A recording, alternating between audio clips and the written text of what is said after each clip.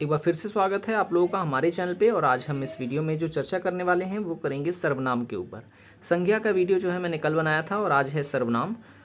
तो इसमें हम जानेंगे कि सर्वनाम क्या है, सर्वनाम के कितने भेद होते हैं और कहाँ कहाँ से क्वेश्चन जो है पूछे जाते हैं सर्वनाम से संबंधित। ठीक है। तो अगर आप हमारी सामान्य हिंदी की पहले की वीडियोस को देखना चाहते हैं तो लिंक जो है डिस्क्रिप्शन में दे दी गई है।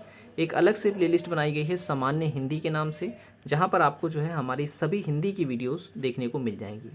और ये वीडियो जो है काफ़ी इंपॉर्टेंट है अगर आप लोग तैयारी कर रहे हैं सीटेट की, DSSB की या यूपी के किसी भी एग्ज़ाम की, या फिर जो भी एग्ज़ाम जिसमें हिंदी पूछा जाता है उन सभी एग्ज़ाम्स के लिए काफ़ी इंपॉर्टेंट है।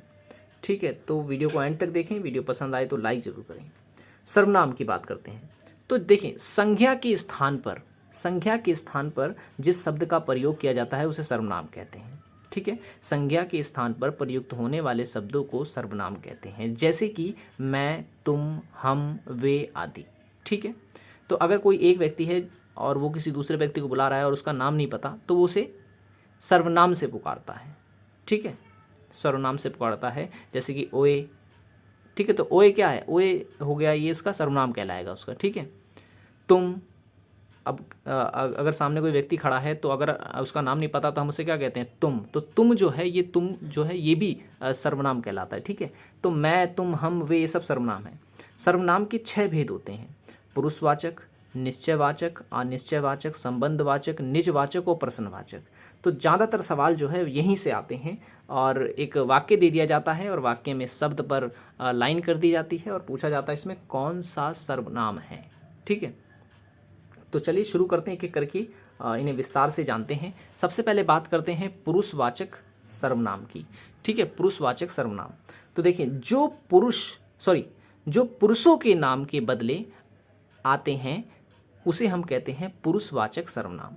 ठीक है, और ये 3 प्रकार के होते हैं। एक है उत्तम पुरुष, दूसरा है मध्यम पुरुष और तीसरा है अन्य पुरुष। इसे आप फर्स्ट पर्सन, सेकंड पर्सन और थर्ड पर्सन कह सकते हैं। ठीक है, इंग्लिश में इसे यही कहते हैं, फर्स्ट पर्सन, सेकंड पर्सन और थर्ड पर्सन।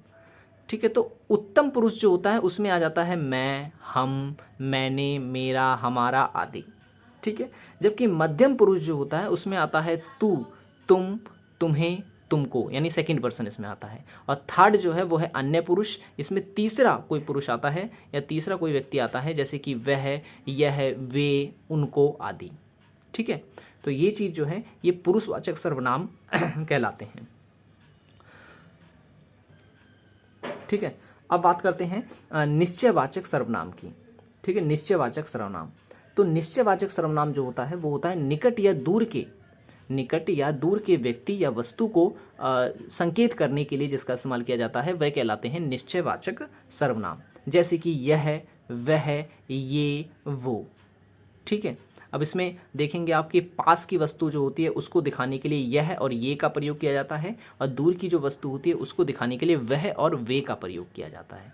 ठीक है, पास की जो वस्तु होती है उसे दिखाने के लिए यह और ये का प्रयोग, और दूर की जो वस्तु होती है उसे वह और वे का प्रयोग करके दिखाया जाता है। ठीक है, और ये कौन से सर्वनाम हैं, ये हैं निश्चयवाचक सर्वनाम। अनिश्चयवाचक सर्वनाम के बारे में पता होना चाहिए आपको। ठीक है, अनिश्चयवाचक सर्वनाम में क्या होता है कि जिन सर्वनामों में किसी निश्चित वस्तु का बोध नहीं होता है उसे हम कहते हैं अनिश्चयवाचक सर्वनाम। ठीक है, इसमें निश्चित नहीं होता, जैसे कि कुछ ना कुछ। ठीक है, अब इसमें फिक्स नहीं है कुछ भी, और सब कुछ, कुछ भी या कुछ कुछ।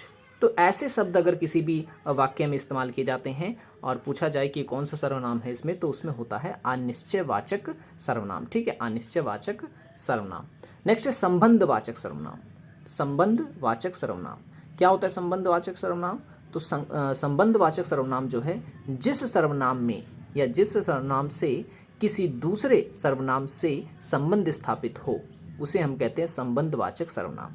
यानी ऐसा वाक्य जिसमें आपको एक सर्वनाम से दूसरे सर्वनाम में आपसे जोड़ दिखाया गया हो इन शब्दों से, जो या सो से, तो समझ लें वो जो सर्वनाम है वो संबंधवाचक सर्वनाम कहलाता है। ठीक है, जो और सो शब्द अगर आपको दिखे तो वो संबंधवाचक सर्वनाम का उदाहरण होता है। ठीक है, तो ये आपको याद रखना है, यहाँ से क्वेश्चन जो है पूछे जाते हैं काफ़ी। चलिए नेक्स्ट आते हैं। नेक्स्ट है प्रश्नवाचक सर्वनाम। ठीक है, नाम से ही पता चल रहा है प्रसन्न।